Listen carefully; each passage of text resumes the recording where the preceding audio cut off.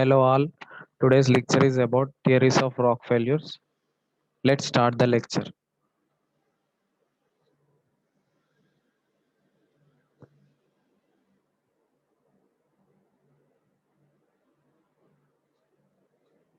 Introduction for theories of rock failures. The strength of the intact rock is influenced by its origin, structure, composition, texture, grain size, and porosity. It is also affected by the surrounding pressure, pore pressure, temperature, and moisture content. Laboratory testing methods for determination of strength of intact rock are generally well established, and testing techniques have been recommended by the International Society of Rock Mechanics (ISRM). The most important factors affecting the strength of intact rock are anisotropy, specimen geometry, confining stress, moisture content, and creep and rate of loading. Rock by nature is anisotropic, consisting of mineral grains, cracks, and pores of random orientation, and hence should be tested under different orientations and direction of applied load. Rocks in the Earth's crust generally exist in a confined state, i.e., surrounded by other rock, which exerts a stress from all sides on the element under consideration. Hence, to obtain a more realistic idea of rock behavior, it is tested under various confining stresses. The practical significance of the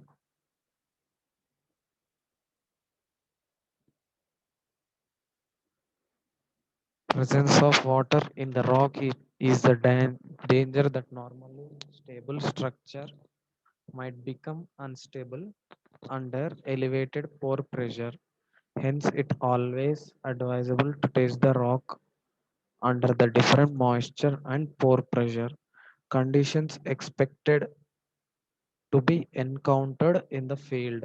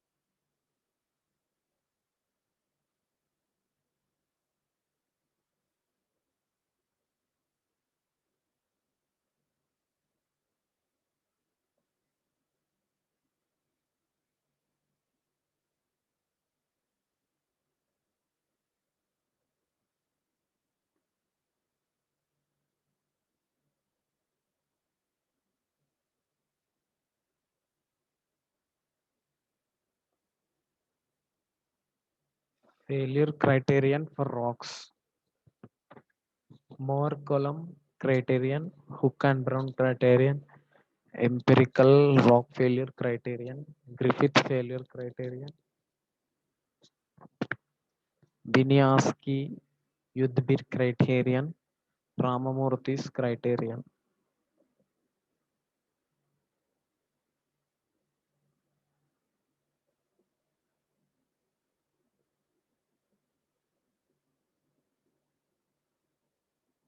Moore-Column criterion.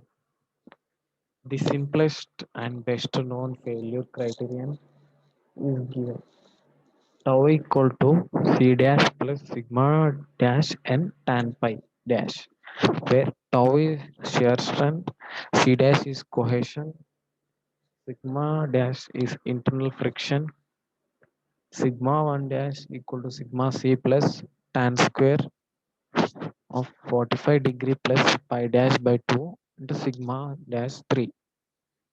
In terms of effective principal stresses, this leads to a linear relationship where sigma c is uniaxial compressive strength and pi is angle of internal friction. The classical Mohr-Coulomb theory can't be used to predict the non-linear response of rocks. Keeping in mind this limitation, a number of investigators suggested empirical strength of various forms suitable to predict the non-linear response of jointed rocks. This Moore-Coulomb failure criterion with tension cutoff. Moore-Coulomb failure criterion, tension cutoff, sigma 1, sigma 2, sigma 3. This is pi angle. This is shear strength. Effect of water pressure and principal stress ratio. Strength of some rocks get deteriorated in presence of water and reduction of strength may be up to 15% due to saturation of some friable sandstone. In case of some rocks like glacial, it loses from completely. The pore water and the water, same rocks present in cracks and fissures play a crucial role and experts pressure exerts pressure while loading if drainage is blocked. Third, Tarzagi's effective stress law may be applicable in such cases in rock. As per the law, a pressure of Pw as a pore water in rock will reduce the peak normal stress by an amount of Pw. It is explained as below. Different stress unaffected by water pressure. Sigma dash 1 minus sigma dash 3 equal to sigma 1 minus sigma 3. This is effect of water pressure on MC failure or Coulomb failure. Sigma 3, sigma 1. Shear strength will end or column. Now, Hook and Brown criterion. Another one. Hook and Brown arrived at an empirical failure criterion capable of modeling the highly nonlinear relationship between the minor and major principal stresses and also predicting the influence of rock mass quality on the strength. This criterion is given as sigma dash 1f equal to sigma dash 3f plus under root m sigma c sigma dash 3f plus s sigma c square, where sigma dash 1f and sigma dash 3f are major and minor effective principal stresses at failure. Sigma c is uniaxial compressive strength of intact rock material and m and s are material constants where s equal to 1 for intact rock.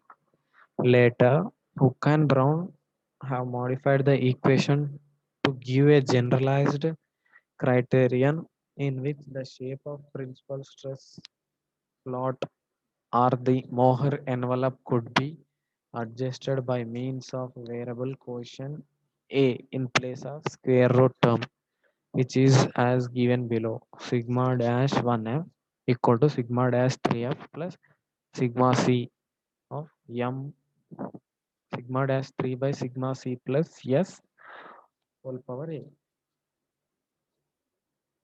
Comparison of Hook and Brown Moore column criteria.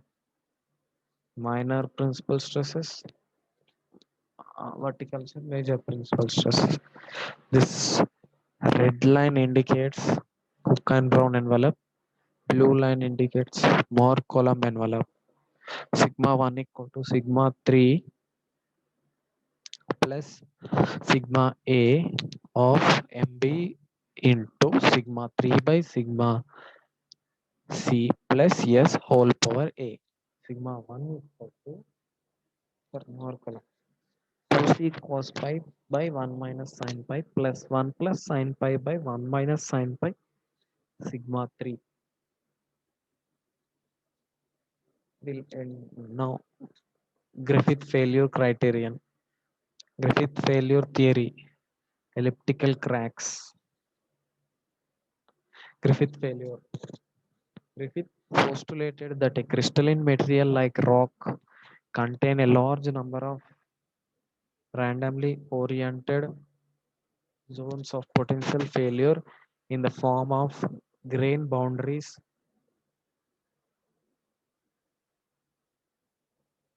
Griffith hypothesized that stress concentrations develop at the end of these cracks, causing the crack to propagate and ultimately contribute to macroscopic failure. The assumptions are the flaw, which is elliptical in shape, can be treated as single ellipse in a semi-infinite elastic medium. Adjacent flaws do not interact. The material is assumed to be homogeneous. Ellipse stress systems are taken to be two-dimensional. For a thin elastic strip of unit thickness containing an elliptical hole oriented with its long axis perpendicular to an applied tensile stress sigma, the maximum stress is sigma max at the apex of the ellipse depends on radius of curvature of the apex and the length of the crack 2c. Sigma max equal to 2 sigma into under root c by p. Griffith computed the difference of energy in the strip with and without the hole to be total energy. Then with hole, total energy WE equal to pi c square sigma naught square by capital E, where E is Young's modulus. The surface energy resulting from the formation of crack is Ws equal to 4C capital T, where T is surface tension. E is Young's modulus, T is surface tension. Hence, the elliptical hole has decreased the total energy by W equal to We minus Ws. Means about two equations. We'll get pi c square sigma naught square by E minus 4CT. If the two-dimensional case randomly distributed and oriented cracks occur through the body, the criteria for fracture is as follows. If sigma 1 greater than sigma 3 and 3 sigma 1 plus sigma 3 less than 0, fracture will occur. When sigma 1 minus sigma 3 whole square equal to minus t degree of t sigma 1 plus sigma 3, when compressive stress field is predominant at an angle given by cos 2 theta equal to minus 1 by 2 of sigma 1 minus sigma 3 by sigma 1 minus sigma 3. If sigma 1 greater than sigma 3 and 3 sigma 1 plus sigma 3 greater than 0, fracture will occur when sigma 1 equal to t degree at an angle of theta equal to 0 degrees. Tension is predominant where equal to tensile strength of the rock. Fracture fracture initiation based on Griffith theory. Tau square xy equal to 4 sigma t minus sigma y defines the relation between the shear and normal stresses txy, tau xy and sigma y at which the fracture initiates on the boundary of an open elliptical flaw. Griffith failure criterion: horizontal, vertical, 2 beta, 2 sigma t, tau square xy equal to 4 sigma t of sigma t minus sigma y, sigma t, sigma, sigma 3 equal to sigma 1, something. Now, empirical rock failure criterion. More precise criterion of failure. More precise criterion of failure may be determined by or for any rock by fitting an envelope to more circles representing values of the principal stresses at peak conditions. In laboratory test, it may be the best practice to produce an empirical criterion tailored to given rock. Empirical criterion. Take more circle A, B, C, D along vertical, tau, horizontal, sigma. Now, hydrostatic compression. Stage, there are three stages. Stage one, two, three. Hmm?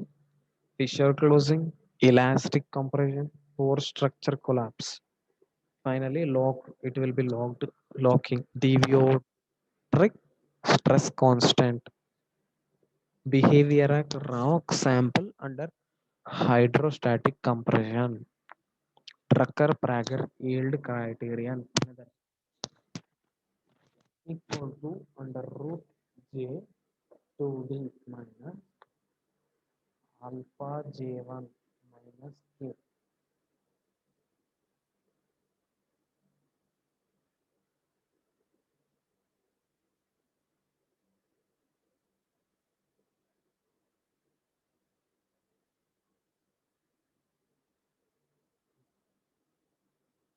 Drucker-Prager yield criterion means, see the equation, F equal to capital F equal to under root J2D minus alpha J1 minus K equal to 0, where alpha and K are material constants. Example for plane strain conditions. Alpha equal to tan pi by under root 9 plus 12 tan square pi. K equal to 3C by under root 9 plus 12 tan square pi.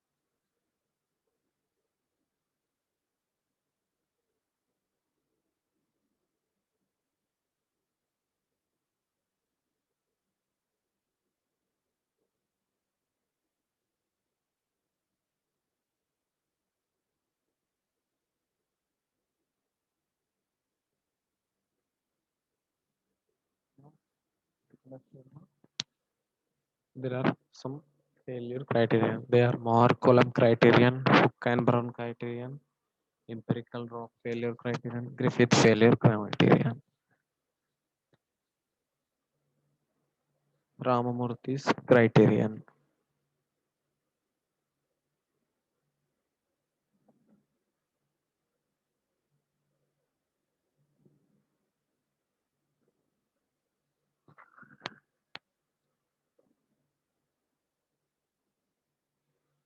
The simplest and best known failure for criterion is Moore-Coulomb criterion.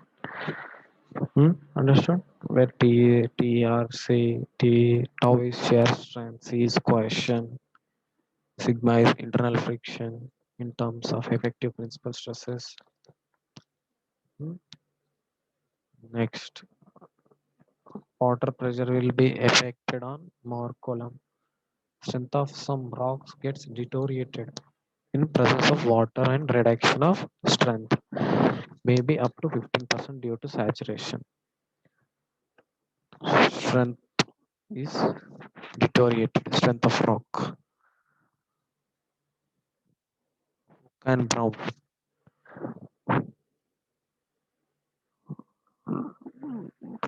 Capable of modeling highly non-linear relationship between the minor and major principal stresses and also predicting the influence of rock mass quality on the strength. This criterion is given as sigma 1f equal to sigma 3f plus sigma c sigma dash 3f plus s sigma square. Griffith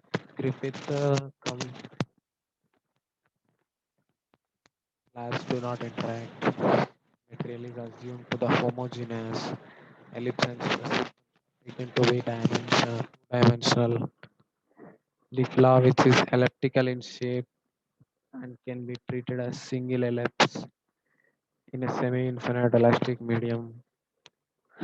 In elastic strip of unit thickness containing elliptical hole oriented when its long axis perpendicular to an applied tensile stress sigma. Sigma max equal to 2 sigma under root p by p.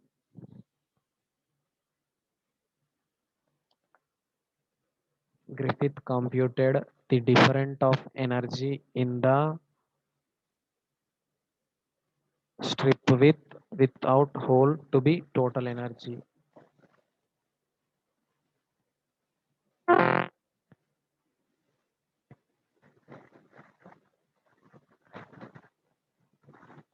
Without to be total energy. Next, W E W small e equal to sigma pi c square sigma naught square by capital E. Capital E is Young's modulus. Next, W S equal to 4 CT is surface tension. We should do W E minus W E minus W F.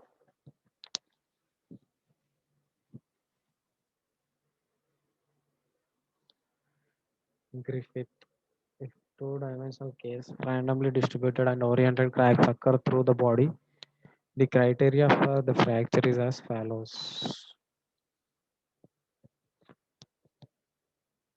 Fracture initiation based on Griffith theory defines the relation between the shear and normal stresses. I'm repeating once again. Relation between the shear and normal stresses tau xy and sigma y at which fracture initiates on the boundary of an open elliptical flaw.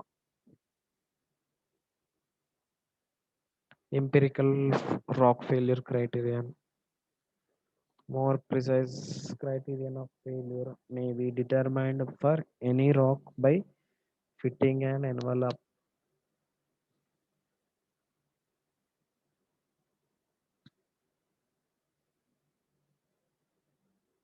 fitting an envelope to more circles representing values of the principal stresses at peak conditions in laboratory.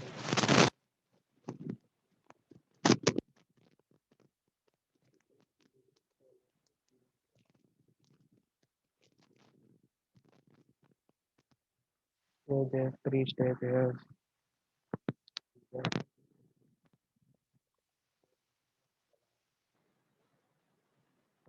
Fragile criterion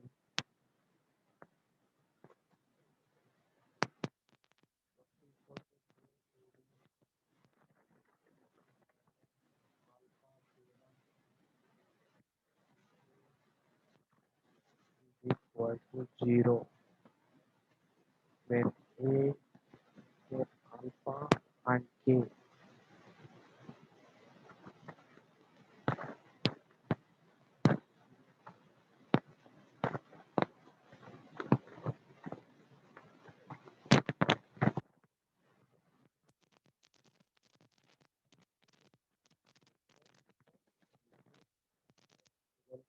Transfer by K equal to 3 by 9 plus 12 transfer.